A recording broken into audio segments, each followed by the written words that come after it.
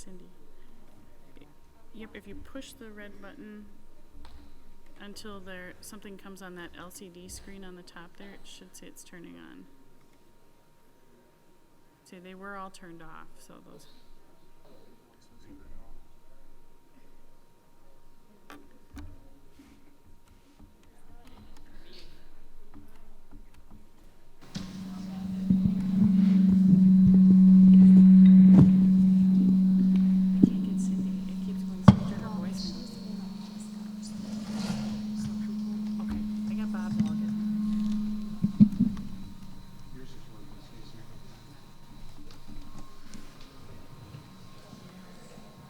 It looks like Alan's mic is not working.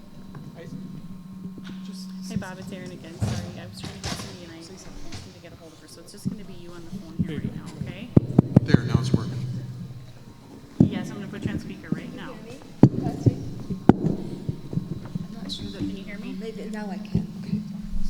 Perfect. Okay, perfect.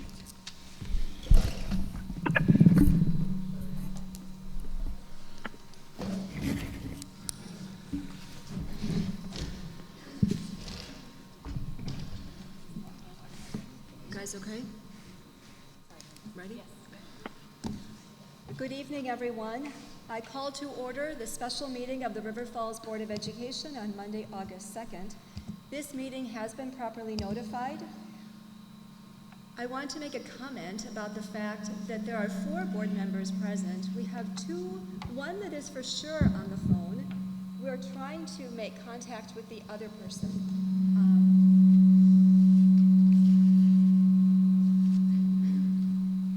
I'm sorry.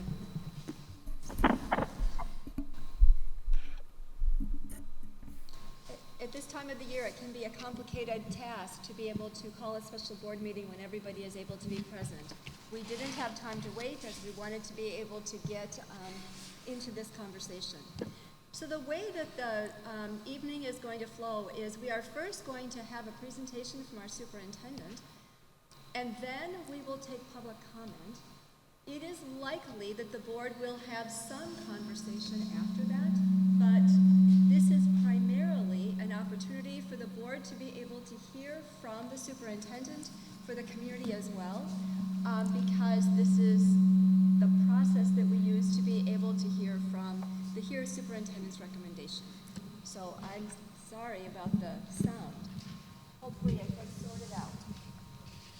So at this point, I'll turn it over to Mr. Benson. With all my high-tech skills, I'm wondering if it's getting feedback with 2 mics being too close together. A few reasons, just to give some background for the meeting that's being held tonight. As Stacy mentioned, some of those reasons. Really, the intention is for the board to have some discussion, for the district to continue to be transparent in what exactly is going through your minds at the school district. What are you thinking when you are making decisions moving forward into the coming year? What are you thinking specifically on the topic of COVID prevention and COVID mitigation plans? And so, disclaimer number 1 is none of this is final, but there will be a set of recommendations placed before the board next Monday, a week from tonight, at which time all of those decisions will be made. So to be clear, we purposefully scheduled this meeting to continue to be transparent, to identify some things that are weighing, frankly, heavy on our mind. And so in this presentation, what I tried to do, I'm going to go through quickly. I ended up overdoing the number of slides probably, but it was my method of attempting to, 1, display the different kind of variables that we are thinking about and that we are considering. 2, for us to create a document so there's something in writing, both for parents and students, but also for some of the board members who are not here tonight, to open up the line of communication a little bit further so that we can make a decision that will please, I'm quite positive, at least 51% of the people next Monday. said with humor in mind. So, try it this way. Is this going to work here?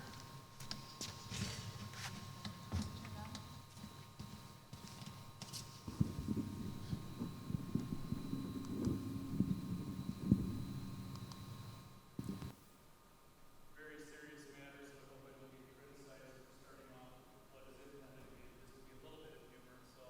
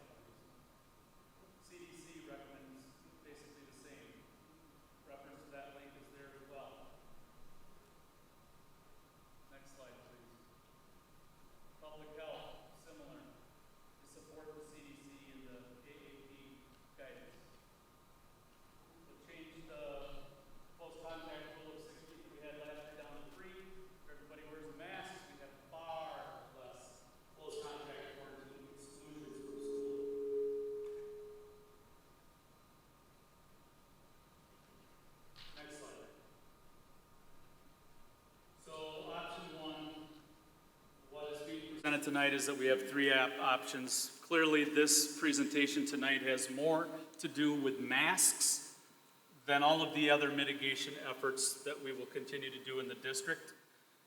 I like to use the term layered mitigation, that we have to continue to look at other layers of mitigation, not just the mask issue alone.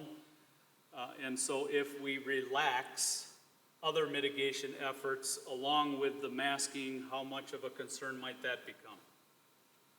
So first option is optional masks, everybody.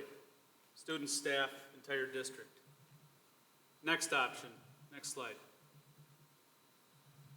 Vaccine availability it's only available for ages 12 and over. So option 2 says, all right then, if you're 12 years and older, 7th grade through senior year, it was your choice, it's your responsibility. You got vaccinated, you didn't, it was a choice there. It's your choice to wear a mask to school or not.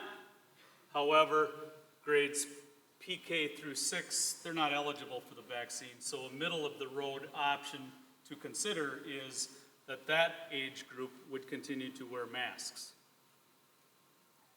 Next slide, please. And of course, option 3 is require masks, all grades, PK through 12. Proactive measure, get ahead of the variant. Don't let the variant, don't remove all of those layers of mitigation. Don't let the variant come in here like a tidal wave. Take that mitigation plan to require masks. So those are the three options. I wanted to present all of those thoughts kind of collectively again for the missing board members, for these board members, those listening at home. It helped me to kind of go through some of the things to help explain what are we pondering, what are we thinking about with all of this. And with that, I will give the mic back to you. First of all, let's just see, do board members have any questions of clarification about the slides? We won't discuss them, but there would be a question of clarification. Jamie, I wondered, am I on? To the back. I think you're on. Okay, there I am. Yep, definitely on. Jamie, I wanted to go back and ask about your slide that was talking about the increase in cases at 300%. And did I understand it correctly in that you were also citing that that hospitalizations are also up 300%? Can we flip back to that slide just so I want to make sure I understand what that's I'll tell you what the source of the information came directly off of the website that I cited there. And I think it was a time span of a month that was referencing between June and July. Keep going back there. Yeah, that one there. I just want to make sure I understood that that's what that. That's nationally between June 19 and June 23. Both. Overall, all states included, Yep. the entire nation. That's in accordance with what's on the CDC's website. So it's saying COVID cases have increased nationally 300%, along with parallel increases in hospitalizations and deaths. Yes. So we're saying all three of those things are all up 300%, or it's just they're. I got you. Yeah. No, I don't know that hospitalizations and deaths are up 300%. I do not know that. I personally, when I saw that, took that to mean simply the number of positive cases has increased exponentially 300%. Naturally, to no surprise to anybody probably in this room, so too would be the seriousness, hospitalizations, so too would be deaths, Okay. but not necessarily hospitalizations and deaths increasing at 300%. Okay. Thank I'm you. glad you asked, because Yep. that was definitely not my intent. Thank you. It says-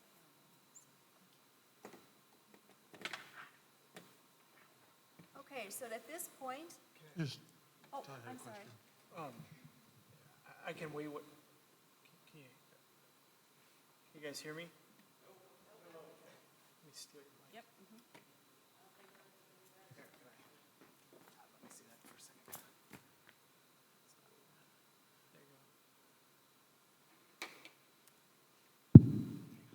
go. The question I had is, it doesn't need to be answered right this second, but there would be a number of implications beyond just the classroom environment, or what it means for things like extracurriculars and visitors and those kind of things. I'm curious to know that, but I'm not sure if it's appropriate to get into some of those things quite yet. I think that's an implication, and right now we're talking about clarifications. Okay. Are there any other clarifications about the website, or the presentation? Jamie, one thing I didn't see up here, I looked at a national site today, I didn't look at Pierce County's, the percent of people in Pierce County that are currently fully vaccinated. The site I looked at today, the New York Times site said 36% in Pierce County. Roughly 47. Yeah, I read it's now slowly surpassed 45%. It's still less than 50. That includes ages 65 and older. The good news for that group is that they're at either 80 or 85% fully vaccinated. Okay.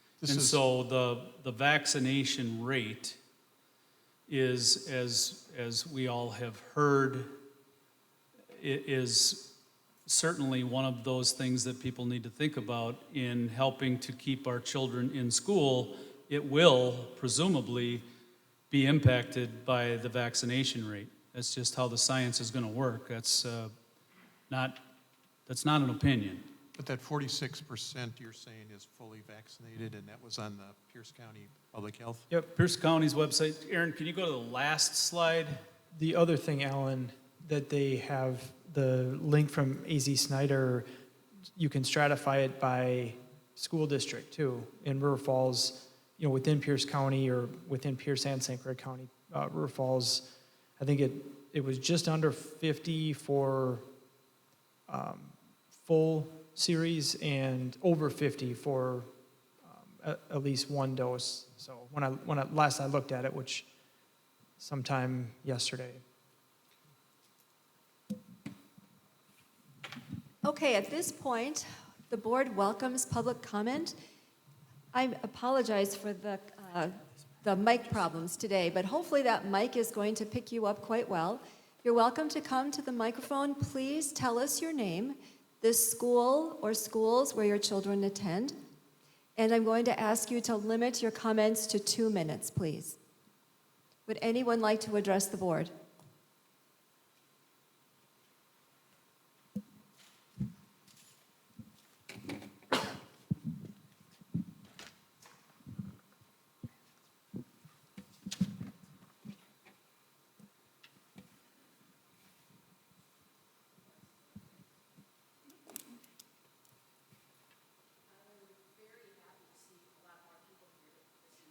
Could you please tell us your name and the schools for the schools that you represent? I think I know. I live in River Falls, in the River Falls School District.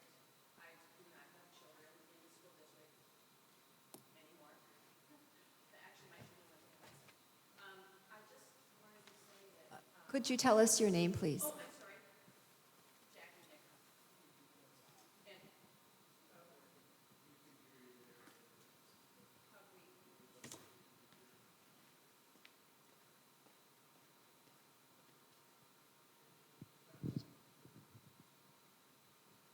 Okay. So my name is, that is loud now, is Jackie Nickham, and I live here in River Falls School District. And actually, my children had gone to the Hudson School District, but I'm really happy to see a lot more people here attending. I think this is really, really important. I'm not going to bore you with a whole lot of, I would disagree with a lot of the presentation. I find it, with all of the back and forth that the CDC has done, I find it difficult to believe what they're even telling us any longer.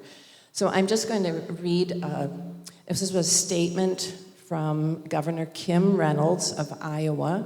She put out this statement on July 27th, just a few days ago. She said, the Biden administration's new COVID-19 guidance telling fully vaccinated Iowans to now wear masks is not only counterproductive to our vaccination efforts, but also not grounded in reality or common sense. I'm concerned that this guidance will be used as a vehicle to mandate masks in states and schools across the country, something I do not support. That's just from one of a number of other governors who are not supporting the new mask guidance. Thank you.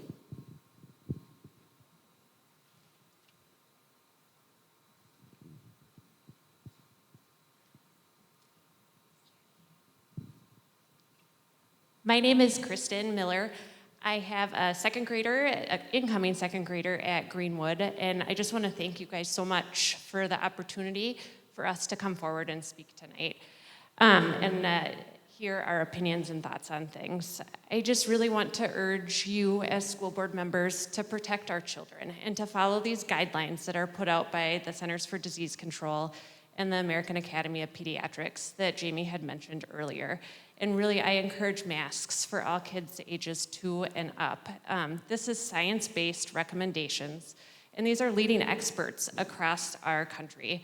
I liken the mask recommendations to the guidance provided by the AAP for children to ride in car seats or boosters. We wouldn't go against these recommendations because we think we know better. We trust their expertise and put our children in car seats because we know it's best practice and saves lives, similar to the recommendation for our children to wear masks.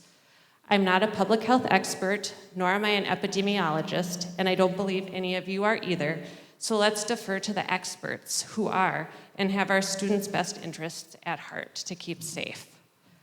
I understand that parents have concerns about masks. I get it. The guidance is continually changing from the Centers for Disease Control, and I agree that brings about concern. But we need to remember that that's science, and science is an ever-changing thing. And when we know more, we learn more, and we do better. I know there's also concerns about the mental health aspect of children wearing masks in our school. And from my opinion, the mental health concern comes more from COVID-19 pandemic in itself, more of the lack of routine that our students have, the inability to socialize, not from the masks itself. My daughter had the opportunity last year to attend virtual school within the district, and that clearly showed me that you don't need to be in person or without a mask in order to connect with our students. Her teacher did a wonderful job of connecting with her, and Emma's so excited to be able to hopefully go back to school in person and have her again this next year as well. I just want to thank you again for taking the time, and I guess I just really want to encourage you to follow the guidance of these experts that we're so lucky in our country to have and the science that they have. And I ask you to please consider protecting not only my child, but the other children within our district. And I encourage you to be proactive about this. Thank you. I have a big voice, so I want to make sure that I don't cause any damage. Does that sound okay? All right.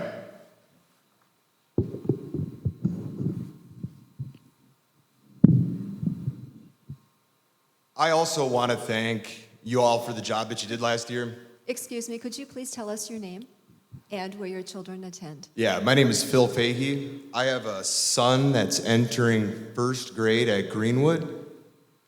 As I was saying, unprecedented times, a lot of confusion. You guys did the best job you possibly could at managing your way through a situation that, people really didn't know what was going on.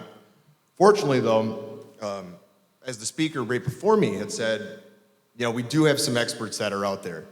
And I wanted to bring with me tonight some statements that were made by Paul Alexander. Paul Alexander received a bachelor's degree in epidemiology from McMaster University in Hamilton, a master's degree from Oxford, and then he went on to receive his PhD from McMaster University's Department of Health, Research Methods, Evidence, and Impact. I'm going to try to be super brief, okay? So I'm going to not read this whole thing. You're probably looking at these pieces of paper, getting kind of nervous. I'm not going to, all right? You can find this article on your own, or I'd be happy to send it to you. How did this blue surgical mask and white cloth mask come to dominate our daily lives? Indeed, the surgical masks and white cloth that are often homemade have become the most contentious and quarrelsome symbol and a reminder of our battle with SARS-CoV-2 and the disease it causes, COVID-19. How dangerous is this virus and the Delta variant? Based on studies done by Professor John Leonidas at Stanford, we know we're dealing with a virus that has an infection fatality rate of 0.05 in persons 70 years old and under. This compares quite well with the IFR of most influenza viruses, and yet the draconian and massive reactions to COVID have never been employed during the flu season.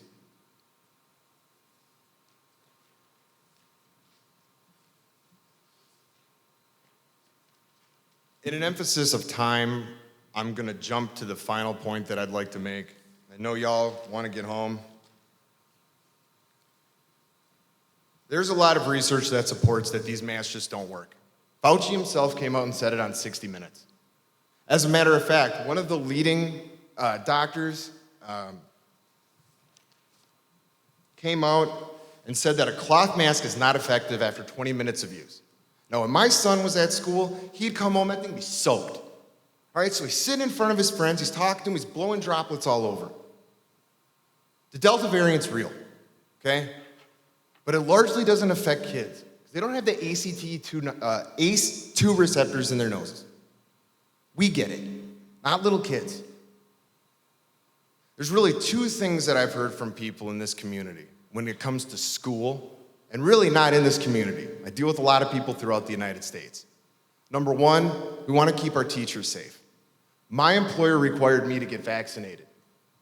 Let's do the same for our teachers and the staff in this school and keep them safe. The other concern that I've heard from people is our children are going to go to the school, they're going to pick up this disease, and they're going to bring it to their grandparents who may be compromised. We'll handle that as parents. That's my job to manage. So if I want to bring my children around their grandparents after they've been at school unmasked, that's my right to do that. So in closing, I'm going to say what Paul had to say. Masking children is an absurd, illogical, nonsensical, and potentially dangerous as trying to stop every COVID case or stopping COVID at all costs. It's never going to happen. There will be more variants. Ironically, I wonder what happened to Alpha, Beta, and Gamma. We jumped right to Delta. It's bizarre, okay? Masks are not needed in children because there is near zero risk for children. The risk of dying from COVID-19 is almost zero for young people. The issue of masks in children is really a risk management question for parents and any decision maker, and the science has settled it. Thanks.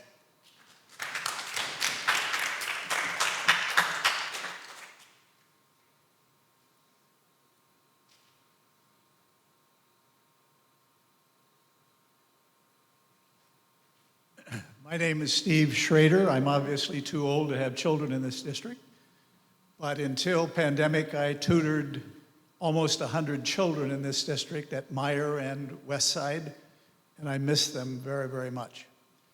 Jamie, thank you very much for this evening. I wish you would back up to the slide that the American Academy of Pediatrics had relative to why the children should be masked. Not an individual opinion, but the American Academy of Pediatrics. Thank you.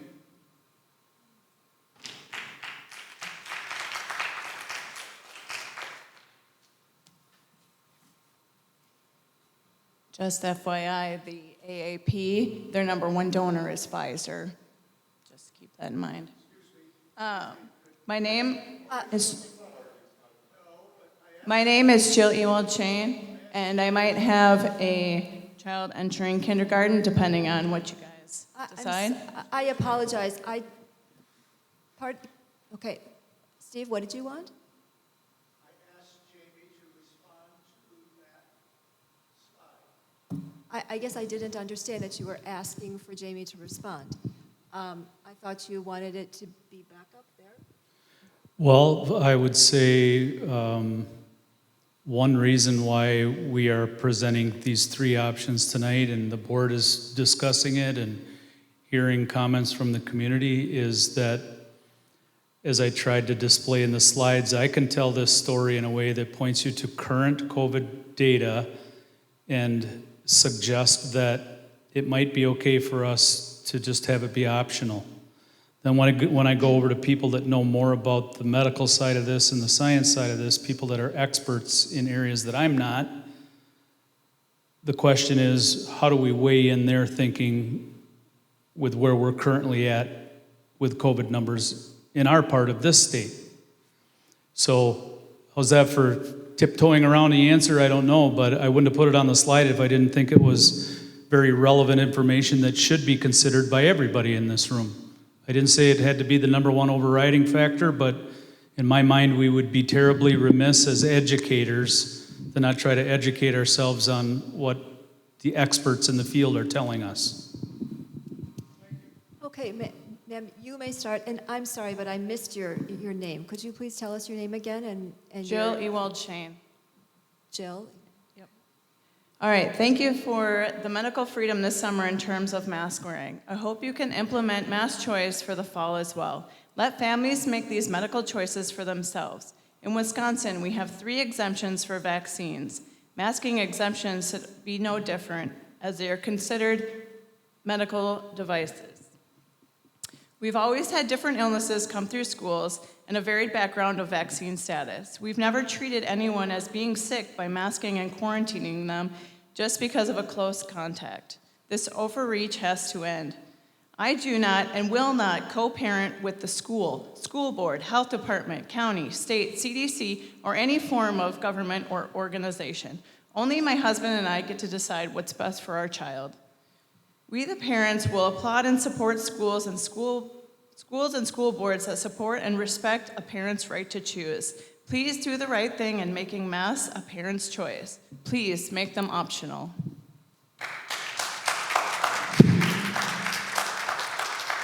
Would anyone else like, oh, I see someone coming.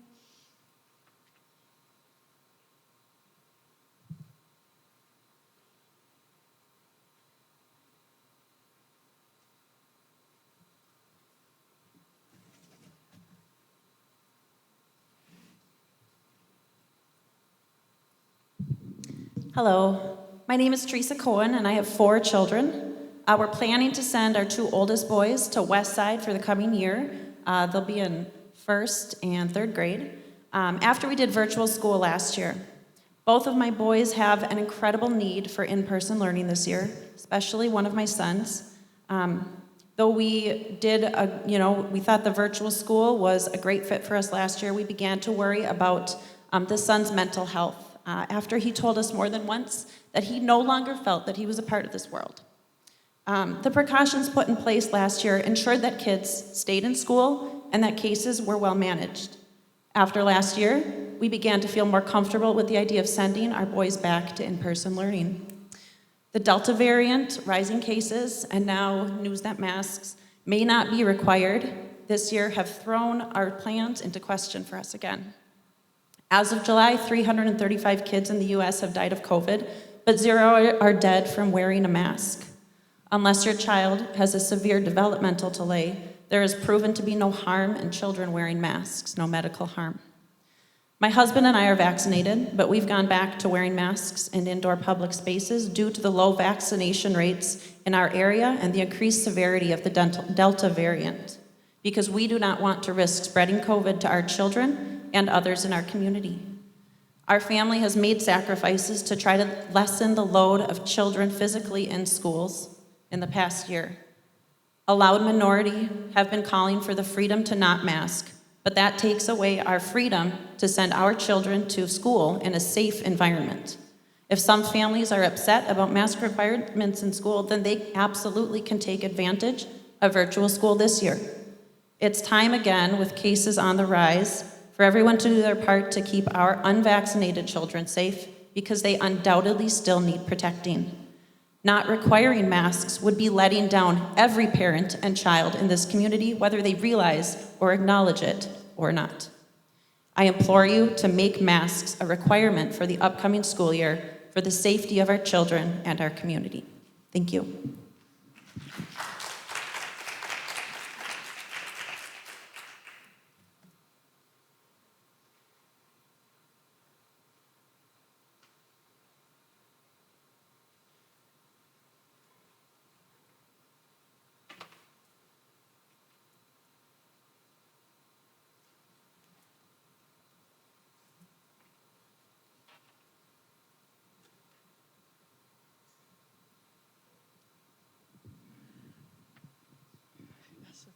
My name is Barb Colpine, and let's see, I had 4 children go through the school district. As Steve said, obviously I'm too old to have my own children in the school district. I do have a granddaughter who has gone to the Montessori and West Side.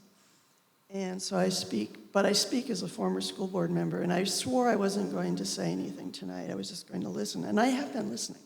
So I had to make a couple comments. And the first is that masks are not medical devices. I made drugs and medical devices as a professional engineer for 15 years, actually 25 years, if you count the masks and the infection prevention. Masks are not medical devices, so don't think they are. You know, a respirator is, but, you know, I just wanted to make that point. There is a difference. Masks, the ones that you sew yourself, that you buy at Holiday, are not regulated by either NIOSH or the FDA. So they're a whole different animal, and they don't provide as much protection as a respirator does. And the other comment I wanted to make is, I understand full well how hard your decisions are, and I totally respect and have my own sleepless nights thinking about the hard decisions that you guys have to make. So I do honor that. But when you're looking at statistics, statistics can lie. Again, probably Steve has done more on statistics than I have, but other than Steve, I've probably spent more time manipulating numbers, looking at the data, trying to analyze it and figure it out than just about anybody here. And if we allow ourselves just to say, what is Pierce County, what's happening in Pierce County today? We're forgetting even St. Croix County. If we say 47% of the people are vaccinated, if you look down a line on the data, you know, it might say like everybody 16 and above is 47%. And that includes the 87% of the people. But then you start, this is a school term, disaggregating the data. Then you'll see that maybe only 30% or between 30 and 40% of the 12 to 16-year-olds are vaccinated in this state and in the county. And so be careful when you're actually quoting absolute numbers, because they're not absolute. And then also be mindful of the fact that if your child is sitting in school, the child sitting next to them maybe was in a wrestling tournament in Savage, Minnesota last weekend. And there have been outbreaks there. They are in a high transmission, extremely high transmission area. Those kids are not locked into the county. They get to travel. They can go to Target in Woodbury. They can go wherever.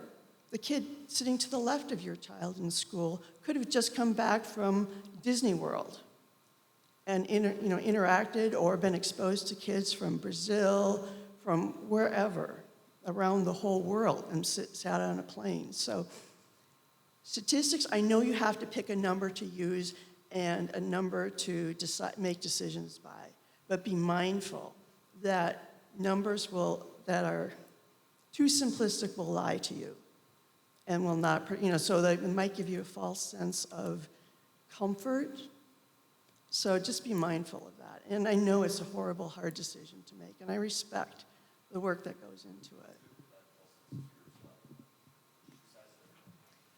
Do we have anyone else who would like to address the school board? Please come forward.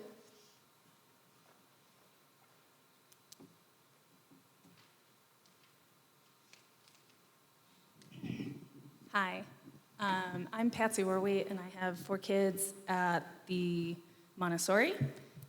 They attended virtual until mid-March last year. And we're very grateful to go back, and would not have gone back if the masking mandate was not in place. I actually pulled them out of summer school, and I know quite a few other parents who did as well, because it's not just a parent making a choice for children. If you take away the mask mandate, you're allowing everyone else's parents to make choices for my children. And my children have underlying conditions for which COVID could be really not so great. And I know that they're not the only ones in the district, obviously. And I would hope that you all will consider the kids that have had to be home because they were uncomfortable with the what ifs. Their parents were uncomfortable with the what ifs of last year, often because of health concerns. And the kids that have really suffered from not being able to be with their peers for a good part of the last year and a half, and how great it was for the students and the staff who were able to be in person, though they were masking. There was a lot of learning going on, there was a lot of growth going on, there was a lot of good, positive mental health. And I fear that if you choose to ignore the science, especially about the Delta variant, which has obviously changed the game. We're not sitting here in December. We're not sitting here last year in June, July, August. It's a completely different wave that's coming, and if we go into it without a mask mandate, there's a great potential for the wave and the effect to be considerably worse than what we all endured last year. My kids, all 4 of them, need to go to school. They need to go to school not only for their academic learning, which has greatly suffered over the last almost year and a half, but certainly for their mental health. I have a 6-year-old who does not want to live if she doesn't get to go to school and see friends and do normal things for a 6-year-old and feed her brain. And she won't be able to do that because of her medical conditions and the other medical conditions in our family if the other kids are not masked. If you take away the masking mandate, what are you going to do? How are you going to enforce that? Are you going to have a list on the wall for the teachers so that they know which parents have said, my child can be masked, my child cannot be masked? Because I'll tell you what, my 6-year-old is going to take her mask off when everyone else's children are doing it and saying, oh, nobody has to be masked. But it's not safe for her. And frankly, I believe it's helping our kids to understand that they can be good community members.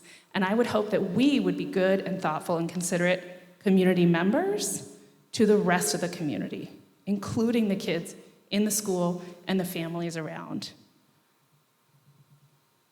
Please, please require masks, especially, and I can't believe we're even discussing it, for the kids under 12 who do not have an opportunity to be fully vaccinated yet and will not certainly by the beginning of school.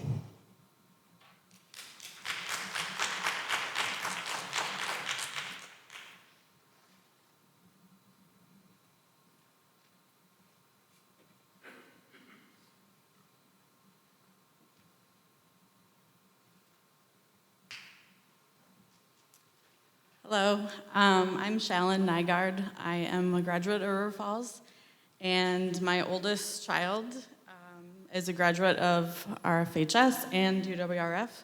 I have an 11-year-old and an 8-year-old that were both virtual the last year and a half, but were in Westside prior to that. I don't think I'm a COVID expert, but I do have a bachelor's degree in chemistry and biology. I worked for 2 pharmaceutical companies in Seattle, one of which created Tamiflu. So I had training in pandemic preparedness even before COVID was a thing. I get all of my information from reading scientific studies and listening to only the leading experts in areas such as infectious disease. Studies have shown this recent Delta variant to have a viral load 1,000 times higher than previous variants, regardless of if you're vaccinated or not. This means that infected people are contagious earlier and for a longer period of time. This also means that, unlike previous variants, vaccinated people are potentially just as likely to pass COVID on to other people. Yes, vaccinated people are much less likely to get COVID themselves, so getting vaccinated protects you. But as Jamie said, only those over the age of 12 can be vaccinated by the time school starts. What about those under 12? We as parents have no ability to vaccinate our children in this age group. My guess is that probably about 25% of middle schoolers and 100% of elementary students fall into this age group of not having the ability to be vaccinated. Our only ability to protect these hundreds of children is through things like masking. As someone that lives with chronic illness, it is not just about the death rate. COVID can cause long-term health risks, long-term health effects like chronic fatigue, which is not fun to deal with. COVID can overwhelm the health system, as we've seen even in our area. People that I know that got COVID last year, they had to go to La Crosse to be in a hospital because there was nowhere closer to River Falls. Nowhere in the cities had any beds available. They had to go to La Crosse to be in the hospital. Science is messy. I've seen this firsthand with being a scientist. We learn as scientists. We adapt. We are literally watching science happen in real time, and that's why it feels like everything's changing and the CDC doesn't know what they're talking about. But no, it's because scientists are doing their job. They're learning, they're researching, we're finding out how does this transmit? How do people catch it? How can we treat people? This is all happening before our eyes. For those parents or families that are strongly opposed to mask wearing, as I know, the district offers virtual schooling. For working parents, the state is offering subsidies for virtual school children to attend childcare so that parents can still work. I've spoken with numerous parents whose children have been in virtual school for the last 1.5 years and who are ready for their children to be back in school with their peers. They've missed out on a lot. But only if masks, or only if CDC guidelines are followed. Nobody likes masks. We didn't wake up one day and be like, God, I really want to wear a mask today. Nobody likes it, but we know that we can trust the experts, and the experts say that masking is necessary at this time. And we just, I think it would be a different ballgame, I guess, if kids of all ages were able to be vaccinated at this point, and they can't. So I urge you to consider all of that. Thank you.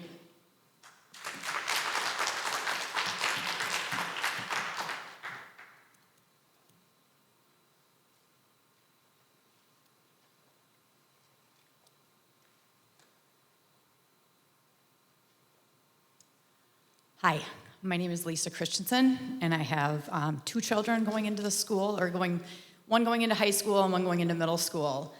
And I'm here tonight on behalf of my kids. I want to ask you to stay the course and continue with your optional masks for the new school year. Please let families decide if they want their children to wear masks or not, and please let their children have the right to breathe air again, please. And here are some points for you to consider. On July 21st, 2021, the CDC came out with a lab alert and will be withdrawing the use of the real-time RT-PCR diagnostic panel to test for COVID-19.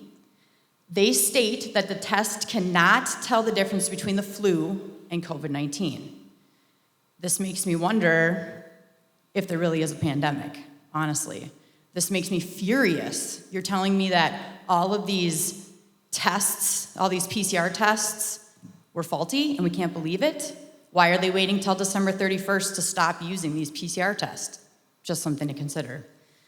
Another thing to consider is that there's also, with this CDC trying to justify their new mask guidance, they used a study from India that failed peer review. This study was a study on a vaccine that isn't even approved in the United States. I've emailed everybody on the board some of the articles that I'm referring to so you can read up on them. Obviously, I can't get into them because I only have so much time, but at least you can take a look and see what you think. Another reason why I believe we should make the masks optional is because, and this is for everybody in the community, not just the kids going to school, we have 3 vaccines. We also have other drugs or therapeutics like ivermectin and hydroxychloroquine that nobody talks about because it's been suppressed. These are possible cures for COVID-19 so that people don't get sick and don't end up in the hospital. I also believe that we need to teach our children, instead of masks, social distancing, use hand sanitizer, which is that even really that great for you, using those chemicals for your kids? Let's teach them to be healthier. Let's teach them how to improve their immune system. These are just thoughts that I had as well. I think that we should keep the mask mandates optional, keep the masks optional for the next school year. I think we should this isn't even talked about, but I just wanted to say from the last board meeting a couple weeks ago, let's keep the testing for COVID out of our schools.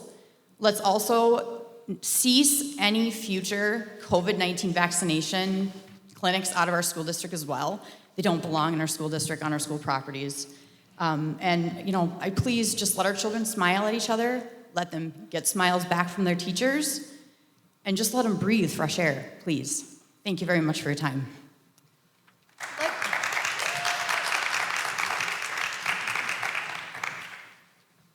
Would anyone else like to address the board? We're trying to keep comments to under 2 minutes, please.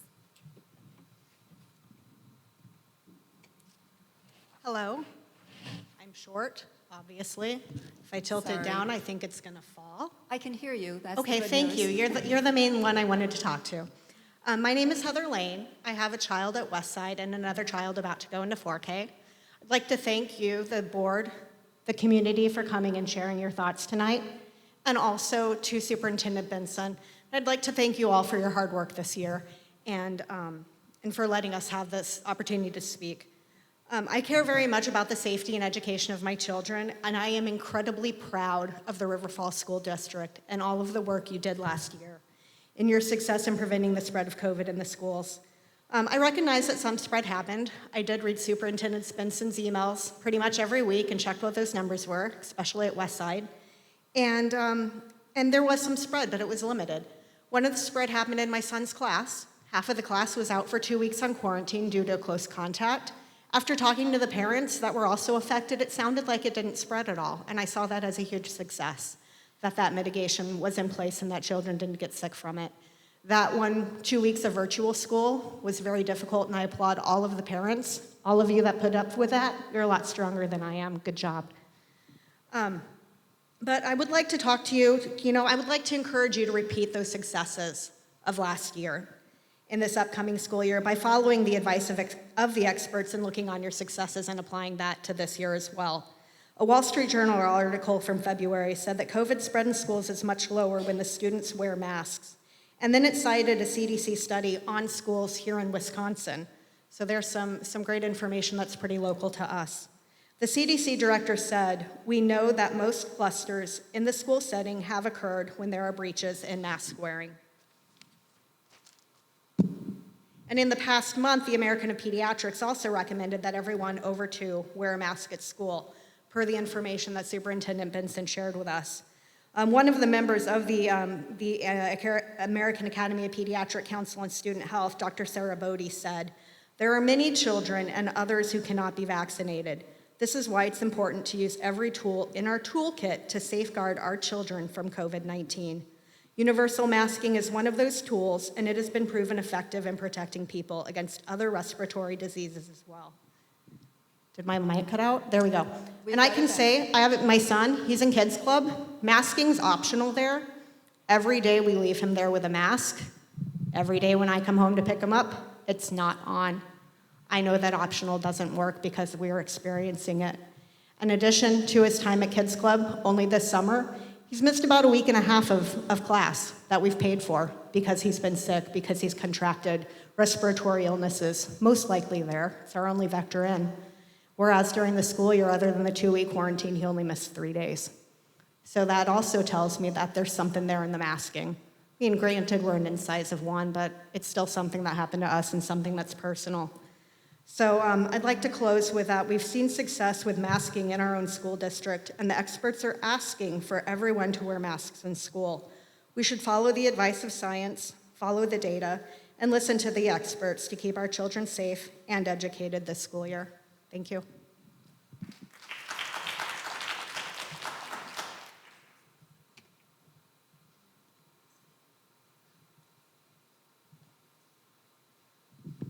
Hi guys, my name's Amber Morgan and I'm a pediatrician here in River Falls. Jamie called me today to ask about this, and so I actually felt compelled that I needed to come down and just tell you guys kind of straight up, you know, we really recommend that we keep the masks. I would agree with all of the other folks in the room who have talked about your successes this last year. Our mission statement is to provide a safe environment for all students, and I really think masking is the way to do that. I have 2 children, but I have a patient panel of over 1,000 people in our community, and because I'm a pediatrician, most of them attend your school district. So please continue with your successes and wear the masks.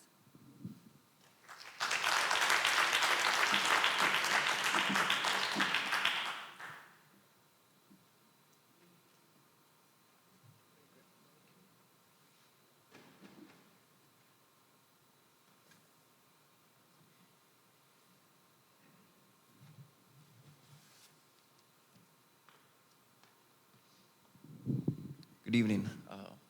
My name is Nathan Seiko, and I have a child going into 1st grade at Rocky Branch Elementary. I didn't plan on saying something tonight, but I just wanted to make one comment or bring it up that I'd really like to see a survey sent out to parents just to get a general idea on everyone's opinion on this. Obviously, a handful of people that come here can have a wide range of views, so I'm on the side of I would like to keep masks optional, but it would help me to know, you know, if it's 80% of people that want to keep masks, that would help me see that point of view. But the other question I would have would be, this summer in summer school, were there outbreaks? How did everything go? I mean, yes, there's some sickness that goes around. To me, that's natural. That happens with kids. Let me see if I have anything else I have here. Like I said, this is very off the cuff.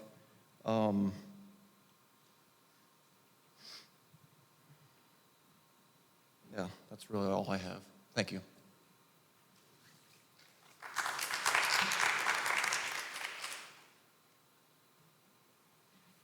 I see nobody moving toward the mic, so I'm going to assume everybody who has had a chance, who wanted to speak, has had a chance.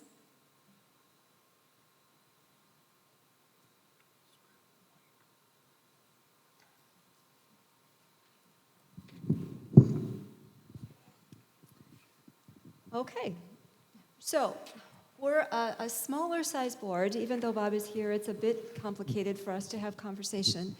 I think that this is a night for us mostly to be able to absorb what people have said and to be able to get a shape of what the potential options are. But I welcome board members now to have some conversation among ourselves and with our superintendent.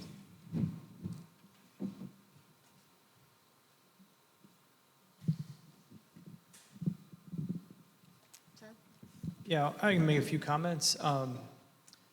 I didn't do a straw poll and keep track of the comments that were made tonight, but I'm going to say roughly 50-50. I did track the most recent, probably 50 emails that we've received, and it wasn't exactly 50-50, but in regard to a survey, I'm going to say it seems to be, I would say it's within 10 to 15% based on the comments and feedback that we receive and the people that I've reached out to within the community. So I don't have that exact information, but it would be great to know. It's still not going to solve, unfortunately, some of the cases that were shared here tonight on either side of that.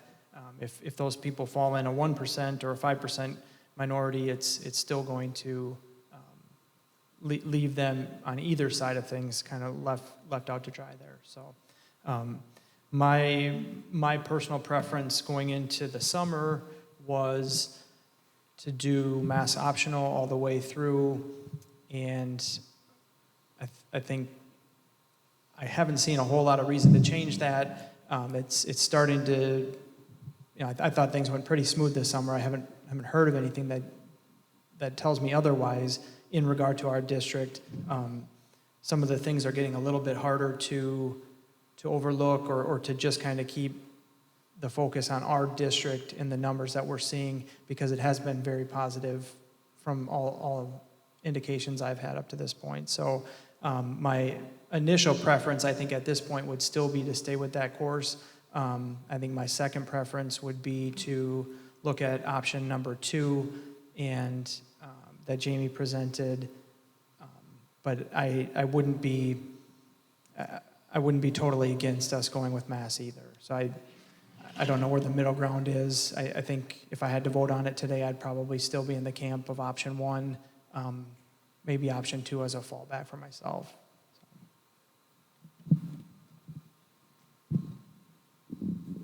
And I should say that too. I do have, not attending summer school, but I do have a child who's attended Kids Club all year. And so I've been in the building, experienced that, and had a chance to get a little bit of feedback from that perspective too.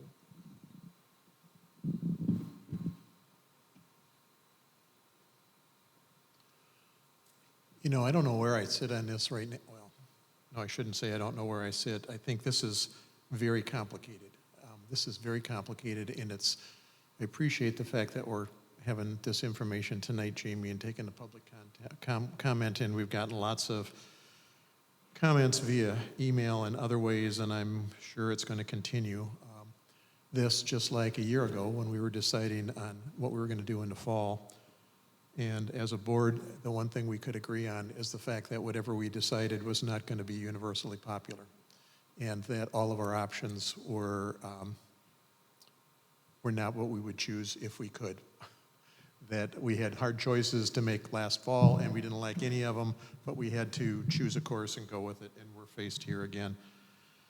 So I'm anxious to see where we are next week. I'm anxious to see the 3 board members who aren't here tonight. I'm anxious to listen to their conversation, and we need to sort of shake this out a little bit more and hear what everybody has got to say, because we've got to come to some agreement on what our policy is going to be on the fall.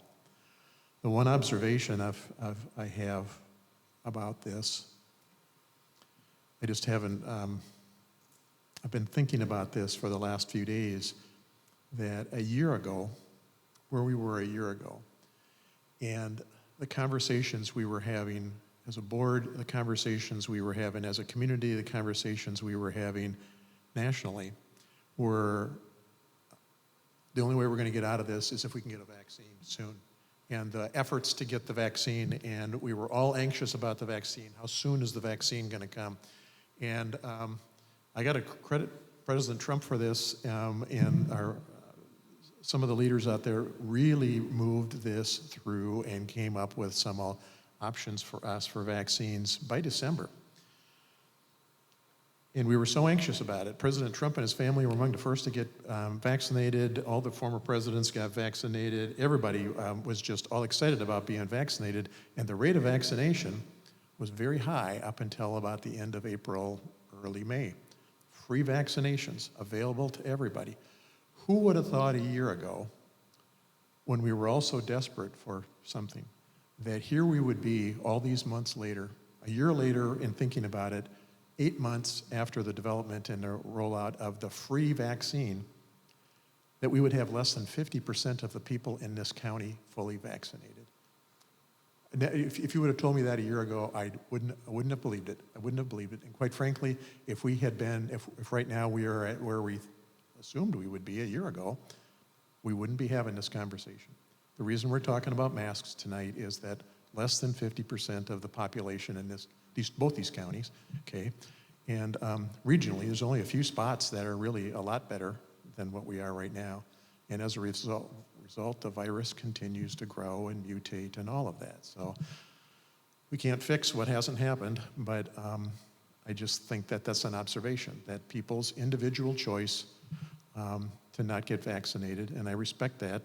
Everybody's got their choice about it, has implications for the community. And one of the implications for that is what we're talking about tonight and what we'll be talking about next Monday night.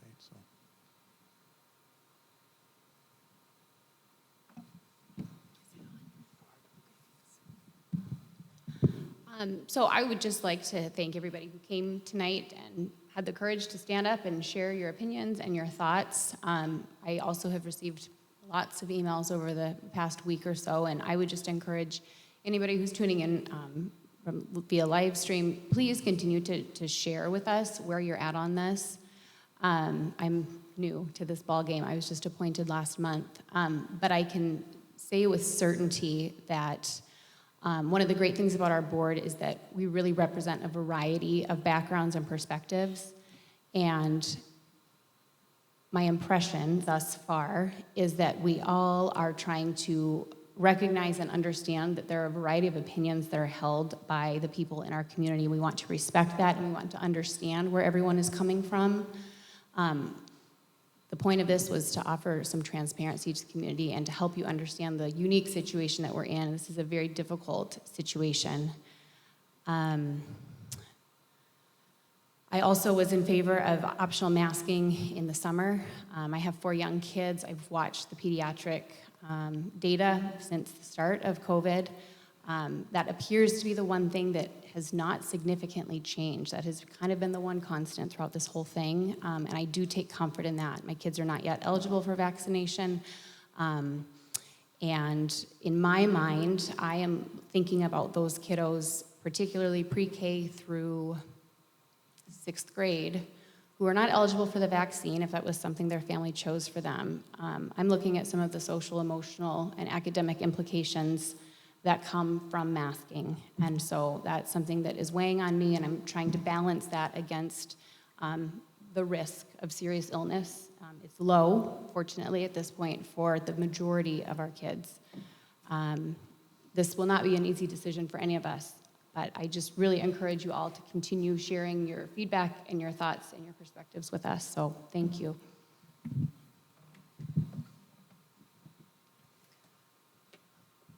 I'm the last one here, so it's my turn. I've been doing a lot of homework. I'm not a scientist, and so I am not able to evaluate scientific articles or findings, but I do have some background reading educational journals and articles and research. So what I did is I started looking up Harvard and Stanford and Northwestern universities to determine what their scientists were looking at, particularly related to the social and emotional impacts of COVID on kids. And one of the things that I am reading very consistently is that scientists are finding, researchers are finding, that virtual learning has been very difficult for kids socially and emotionally. That, I think, is going to be an extraordinarily strong guiding principle for me as I cast my vote. I want to protect in-person learning because I think that it is in the social, emotional, and academic best interests of our students. Exactly how this all works out is left to be determined, but that is what I will be keeping in my mind. I didn't want to jump in if you weren't done. So I was going to add a few more things. One that you just touched on. we haven't surveyed the board or the administration, but I think the one thing that I observed being different from where we were last year is talking about a learning environment versus, all in person, hybrid at different grade levels, and or all at home learning. I don't hear that conversation. I don't think that's on the table at this point. But if something that would probably change or sway my opinion in regard to mass is if there's something that tells me the kids that we're having to exclude for close contacts last year became a problem. If those types of things aren't having to happen, if masks are involved, I probably feel a little bit differently than I would when we looked at it for summer school. The other part would be is if it means preventing some sort of shift in the learning environment. I'm going to be in favor of going to mass as a first option across the board before I would be in favor of excluding additional kids from class, close contact quarantine. If we can find ways to eliminate some of those other things that became big problems for us, I view the mass as if the mass are a way to do that, it probably changes my opinion on where I stand there. I agree, Todd. I think that, we heard repeatedly many significant stories of how the close contact quarantine was really difficult on kids. And if we can prevent that, we are supporting them academically and we are protecting their social emotional well-being. So I know it's too simple to say it this way, but if you told me that no kid would be excluded from being too close to a positive case throughout the year because there were masks on, I would say put masks on and don't even think about it. But I don't know the reality or how likely we are to achieve something like that just by adding the mask. I don't think it's quite that simple, unfortunately. I wish that we had 100% guarantees on everything. I think we don't, but I think that we can find some preponderance of the evidence. Can you help me just provide a little bit of background, because I was not sitting on this stage however long ago, back in August, when you were making these very important decisions. Can you remind me what the recommendation was from the CDC in August when you were trying to determine how to make school happen as far as in-person, virtual? What was the recommendation at that time? Do you all remember? I think I'm correct in saying it was a 6-foot rule. Even if you're wearing a mask, if you're within 6 feet of a person who tested positive, you're considered a close contact. Therefore, you will be quarantined under what used to be a 14-day rule. Then they changed it to a 10-day rule that you could reduce to 7 days if you tested negative. And so they did move off of that 14-day rule, but it was originally the 6-foot rule and so on. Then when it changed down to... I'm asking actually, yeah. The school environment. The school environment. What was the CDC and the AAP, forgive me, the acronym, what was the recommendation at the time? Because I think something that I'm mindful of is that the implications of virtual school or learning at home, I think not everybody fully understood the ramifications of that and the impact that it would have on social, emotional, and academic development. And so I'm just trying to look into the future and go, what are we going to look back on and question or wonder if that was the right choice? And so that's what I'm trying to understand. Certainly the board made a decision to veer from some recommendations from public health. And so I'm just trying to get a sense of, in the previous decisions you made, what gave you the sense that it was appropriate to go against the recommendations, if that makes sense? I don't recall there being discussion about a universal CDC, or I don't even remember hearing the term AAP up until the last couple weeks or month or two. And so I don't remember there being a universal. It was kind of, Wisconsin made a decision as a state in March of 2020. That ran through the year, and then it was kind of figure it out locally with that's how I remember it. But I'll be honest, a year and a half or a year ago feels like 3 lifetime, Eternity yeah, almost, yeah. doesn't So, it? Oh. but I don't remember there being a defined guideline, CDC, because the mask mandates weren't happening even at like the state level until around the time we were having these conversations, like roughly July, August of last year. And we were already kind of down the road of making some of these decisions. So I don't even remember being part of the discussion because it was more, the state has pulled back. There's not going to be a universal requirement across the state. Figure it out locally is how I remember it being. But So just to clarify, there was no recommendation from the CDC to keep kids home, that kids should stay home in the fall of last year? I not a direct answer to your question, but I will say in the last few months, I personally, from following some of these experts, I think that there's a growing set of consensus that one of the learning lessons that we have from the last year and a third that we've dealt with COVID is the social emotional impact on kids of not being in school. The evidence related to masks having a profound negative impact on students' livelihood, academic progress, and so on, I think I know from what I've seen is a little less. Point is this, the CDC, other experts are agreeing we need to get the kids in school, where previously their message was, hang on a second, you got to watch out for the COVID cases in your area. You might be wise to follow this Harvard model. When it shifts over to yellow and goes to orange, you better shut her down. You better send people home. And, you know, we purposefully did not commit ourselves as a district to any magical formula. We debated it. We talked about it.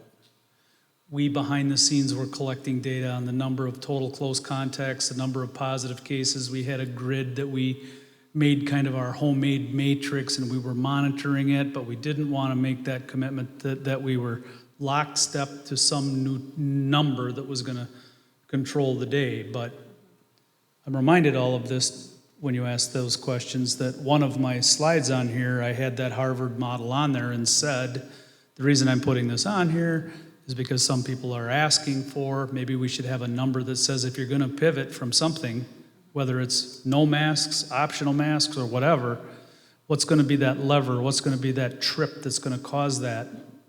Frankly, we've been reluctant to commit ourselves to an actual mathematical formula, but some would argue maybe that kind of formula, some would see it less nebulous, perhaps, more objective than subjective. We haven't landed on that formula for tonight either, but I'm curious to hear if the board would like to see that become a part of the proposal that is put in front of you a week from tonight. If, just to kind of respond to Lindsay there, we used guidelines from Pierce County and the national CDC, but most school districts were left to figure this out pretty much, and that's kind of how we went through this. So what drove, when were we following Pierce County is 100%, when weren't we? That was part of discussion. And this is an evolutionary process, and this board works really good at sort of talking through stuff, and so we all kind of understand what each other is saying, so we can come to some kind of agreement. There's part of me that says, I envy the certainty that a number of people who have talked to us tonight and sent us email can have, okay? That's a luxury that us as board members don't always have if we're gonna follow our responsibility as board members. That we need to listen, and we need to tune in, and we need to really pay attention, and we can't just make up our mind and come in. Okay, I don't think that's a responsible position. So we have to continue to talk through this and figure it out. Like I say, we've got 3 other board members here who we need to hear about. I would say another comment as I've thought about this too. So what are these factors? I mentioned one earlier about the vaccines. Another is In my time on the board, we've had a number of issues about student safety that we have dealt with. And when there was a lot of concern, I'll put it that way, about active shooters in buildings, and that was there was almost an epidemic of that going across the country. And what were we doing as individual school districts, and what was our district doing to mitigate some of those things? There were times when I began to wonder, maybe we're going too far in some of the things we did. We did a lot. We spent a lot of money on our buildings to make them more secure. In many, many ways, these buildings are not like they were 15 years ago at all in the way in which we deal with our students. And often I heard people saying, questioning the cost or questioning the procedures or what we were doing, and gee, now people have to check into the office more carefully and all these kinds of things. Have you ever had a problem with this? No. We'd never had a problem with this. Have you ever had an active shooter? No. That doesn't mean we didn't do these kinds of things to prevent. So, point being, where I'm going with this comment is, as a board, our goal has always been to prevent disaster, prevent episodes that put students in crisis safety-wise, rather than to say, well, let's wait till somebody dies, or let's wait till somebody has a severe reaction, or we have a severe outbreak, and then we're going to do something about it. That wouldn't be this board's response to it. But I think that needs to be behind what we're doing. Just because something hasn't happened doesn't necessarily mean it won't. I'm using that logic because I'm stating that logic because that's the logic we've used on every other safety issue that this board has dealt with. What our mitigation is going forward on this particular one, I'm not quite sure yet. It's something we got to decide probably by next week. But I would just lay that out there, that just because stuff hasn't happened doesn't mean it won't. And I would say, quite frankly, the reason that summer went so well this year is because of all the mitigation efforts we did this last year. I can't help but think that didn't put us in a much better situation this summer than we would have had if we hadn't have done that. So. One of the questions that Jamie asked us is if we were interested in a threshold or an indicator, is that the word that you asked? And so I'll respond to that. Yes, my answer is yes. Exactly what that would be, and if it's even possible to think of a magic number or what a threshold would be, I don't know. But the reason I say yes, I think we have to have that conversation, is my assumption is that when we make a decision next week, we're not making a decision for the next 9 months, because I think the reality is going to change enough that we will need to come back and revisit it. Exactly what will trip having it on the agenda to revisit it again, I don't know exactly, but sometimes the awareness that it needs to come back is what we need too. And so in the absence of a magic number, maybe there would be some other ways of thinking about when we would come back. So I'm voting yes. I just don't know about a threshold. I just don't know exactly how we would accomplish it.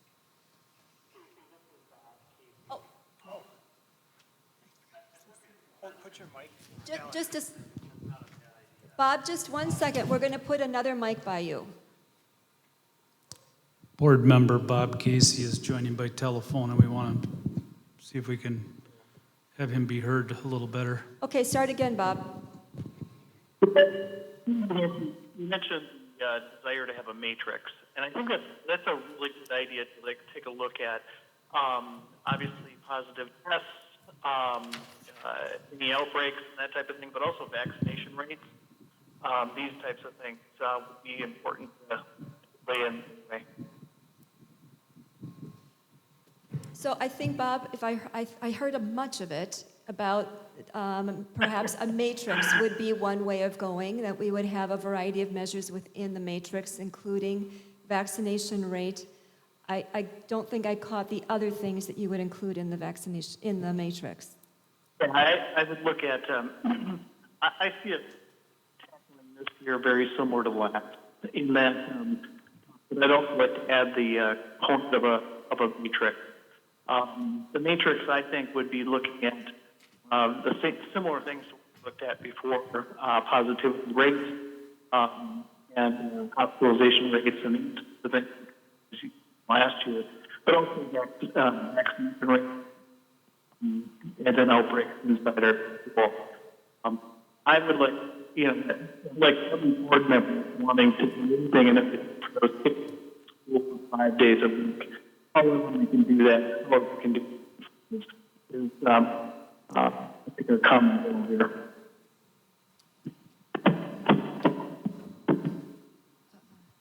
It's pretty miraculous that he's able to come in anyway, because to participate remotely in a meeting, but the sound is a little bit challenging. Bob, we will have more conversation with you. I think the important contribution that you've just made in that comment has to do with looking at a matrix, which gets us away from needing to find one magic number and looks at a variety of measures. I think I also heard you talk about the importance of 5-day-a-week in-person school. So I'll say that to get everybody, in case not everybody was able to hear you.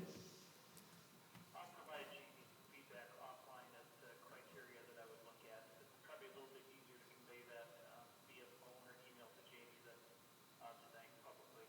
Perfect. So Bob just said that he was going to convey some other ideas, some other criteria that could potentially be on the matrix to Jamie that we could all consider at a later point.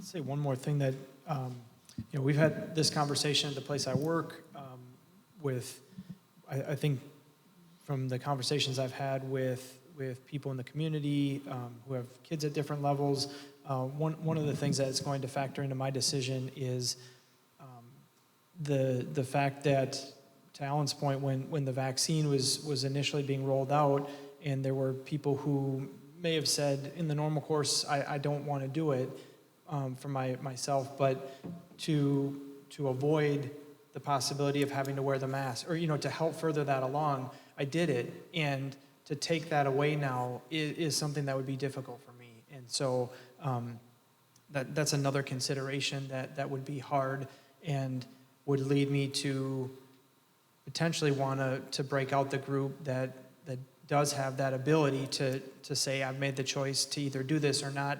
And to me, you're at that point, you're assuming more of the risk personally than the people who shared stories about their kids that are under the age of 12 and don't have that choice yet. So, I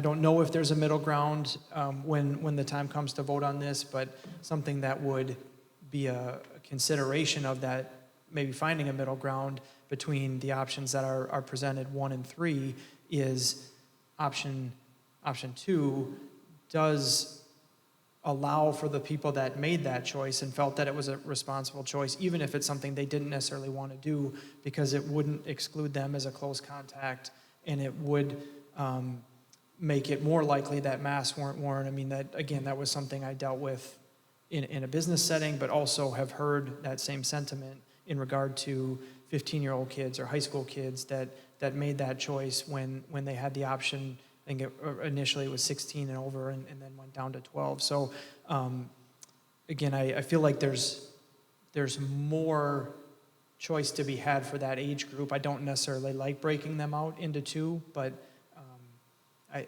think that's an important point, at least in the consideration that I've had up until now in trying to weigh that. It is super disappointing to have to be reconsidering these things. I actually, frankly, thought last year was going to be the really hard year. And I can hear what you're saying, Todd. I think that before we would make a decision on that basis, we'd probably have to get more clarity about the potential for vaccinated people to be spreaders that would then impact the young ones who haven't been able to be in a double way. So yeah, and we have to think about that. The tough thing for somebody like me is to know, is the spread the issue or is the severity of it the issue, and how to weigh that out too, because that's a difficult piece of it. I mean, a lot of people getting colds, but there's not a terrible consequence to something like that, and the unknown of it is a little daunting, but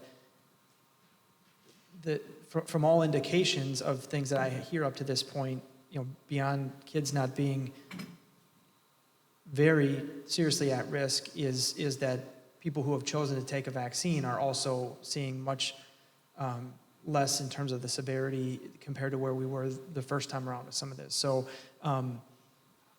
the case numbers are important to look at, but also the severity of it and what people's personal choice might mean in that regard. I feel better about it for the people who have that choice, and I do feel differently about it for those that probably don't at this point. So.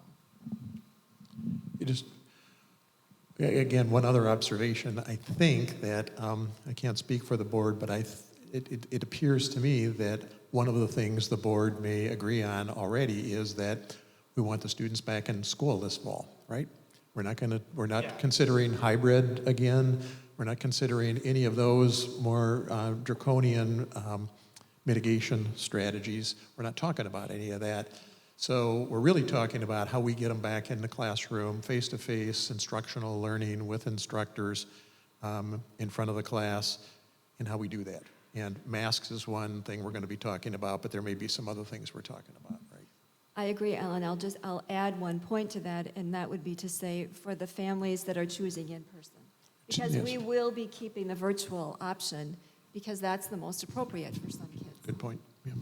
I think in my mind, when I think about top priority obviously is allowing the opportunity for all kids who choose to come 5 days a week. We want all those kids in person 5 days a week, whoever chooses that option versus the virtual school. The next in my mind would be the contact tracing. We don't want kids being pushed out of school because they've been close contacted. And then the third would be the masking. Those are kind of, in my mind, the priorities. And how they relate to each other is the complicated thing. Correct. Because it could be that we have to go to masks in order to achieve the top and not have the.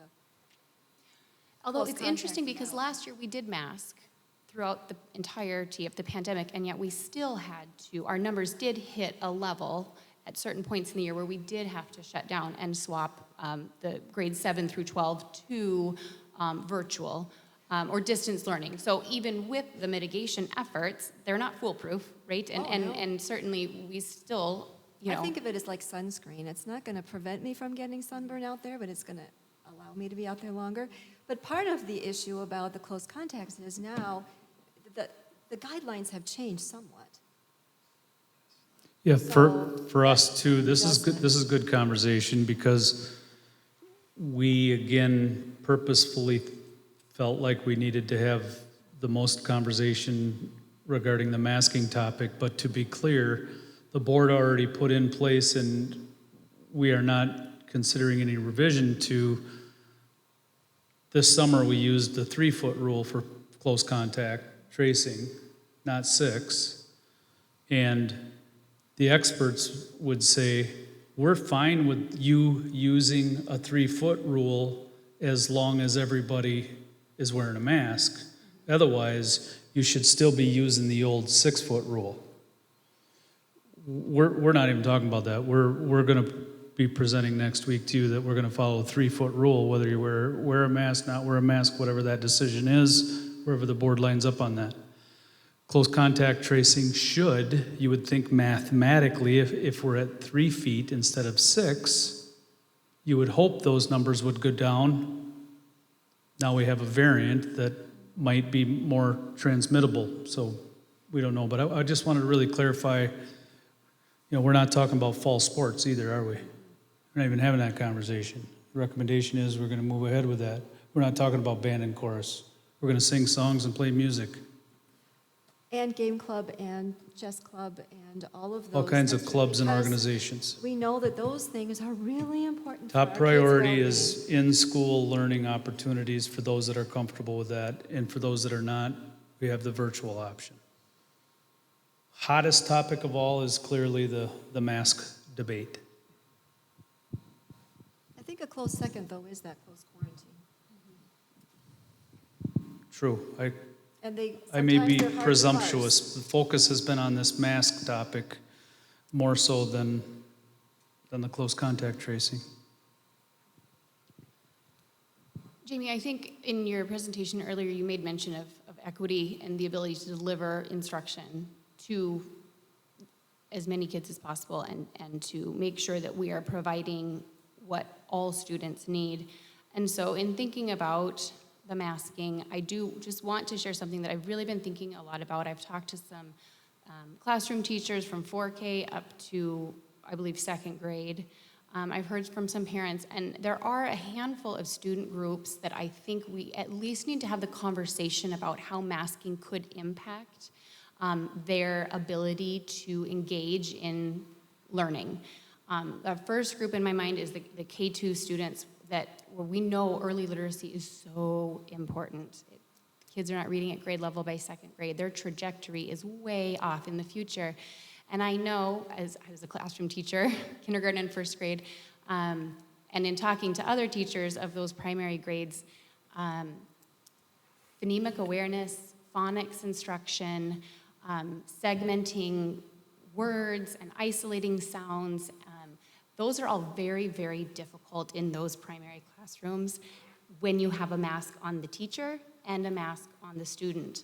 And I think that's important to consider the potential ramifications. I'm not saying those outweigh the potential medical risk. I'm just saying we have to at least acknowledge the potential of that impact on our students in the years that lie ahead.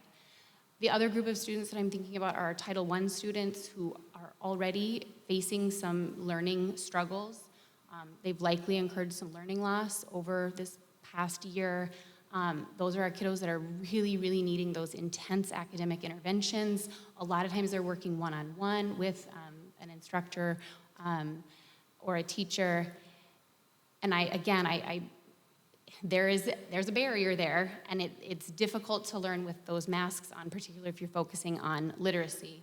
I also have learned since joining the board that we have a growing number of English language learners in our district, and I cannot imagine how much more difficult it would be for students to enter our buildings not having English as their primary language and be trying to engage with their peers, with their teachers, when you can't see the mouth of the person you're talking to or hear properly the language that's being spoken.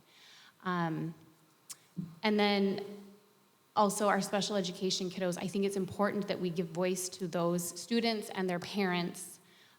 For those students who are receiving special education services, we have to acknowledge that there are students who are going to feel distress or anxiety or discomfort when wearing a mask, and then also students receiving speech and language services. That's basically what they're working on is communication and articulation, and that's challenging when faces are covered. And then last, I mentioned this earlier, but I just want to make this point again. Young children are relying on facial recognition for all kinds of early childhood development and just basic social competence. And I know one of our district goals is to provide that social and emotional support for our staff and students. And I think, again, I'm not making a proclamation that health is, the health side of the coin is more important than the social emotional side, but we just have to acknowledge that there are things that our students are not going to receive in their experience at school if their faces are covered and their teachers' faces are covered. Very, very important points. Just to pick up on that, what it comes down to, we had this conversation very intensely last summer, and some of the stuff you're talking about is exactly why I wouldn't have supported, in fact, talked against going totally online. That was one of our options out there, going totally online. But what we're faced with, once again, because you've sort of laid out part of this, is if there's only two choices here, which are we going to give priority to, social and emotional health or physical health? And we've literally, the dichotomy we have here is we've pitted one against the other, and at what point do we say that social and emotional health is more important than physical health, or physical health is more important than social and emotional health? Can we kind of figure out a middle way? So I don't disagree with any of those kinds of things. I think our teachers work best when they're there face-to-face with our students in live time, especially young learners. Does that put them at risk for their physical health? That's what we're trying to all grapple with. That's what everybody in the country is trying to grapple with right now, and why we're trying to figure out a path here. So does doing all of that put them at risk in another way, or does doing some of the other mitigation things put their social, emotional health at risk. It's our And of dilemma. course, it is a false dichotomy, isn't it? To be thinking that we can even separate these things Yes, out. yes, I exactly. mean, we're all integrated humans. The other thing too is that the answer to that question varies kid by kid based on some of the experiences. You know, some kids, the physical safety is far beyond the facial expressions and those kind of things due to their circumstance. And in other cases, it's the exact opposite end of that spectrum. So I think everybody knows that, but it just maybe illustrates what you said earlier, that we don't have the luxury of dealing in absolutes the way that some of the stories share, unfortunately. I agree, John.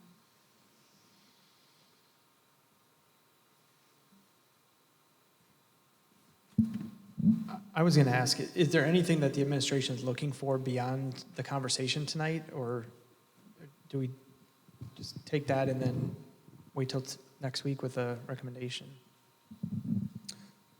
No, again, the purpose of the meeting tonight, we intentionally wanted the public to know that we're listening and to not only public opinion, but we're also listening to quote unquote the experts. We wanted to be transparent and allow community members to speak with the board, for community members to hear where the board is currently at, give the board a week, come back next Monday.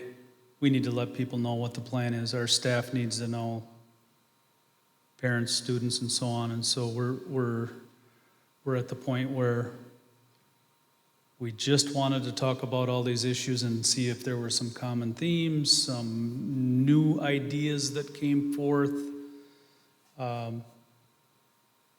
plant some ideas inside the board that maybe you have not heard from other parents until tonight. And part of it, I think, is an effort to make a public statement and show how we have civil conversation and civil debate over a pretty challenging topic. And so I appreciate everybody's approach in voicing your opinions tonight. Might not be a coincidence that we have our character posters on the stage tonight. I'm not sure how they ended up here, but rather symbolic considering what we're looking for. Got to support each other with this. I'm very convinced personally that I'm proud of our administrative team, I'm proud of this board, and I'm proud of our staff. When you take the efforts that we did last year in conjunction with what Scott Simpson and the City Hall did, what Connie Foster and the UWRF did to mitigate the further spread, big entities, lots of people in those places, city level, university level, school level, employees, people being served, actions of local businesses complying with some of these orders. To your earlier question, the governor at one point had issued a mask order. Supreme Court said, not so fast, you don't have that authority. We ended up staying the course, even though the Supreme Court said, so initially we were following a governor's order. We ended up staying the course with it, is how that went down. At any rate,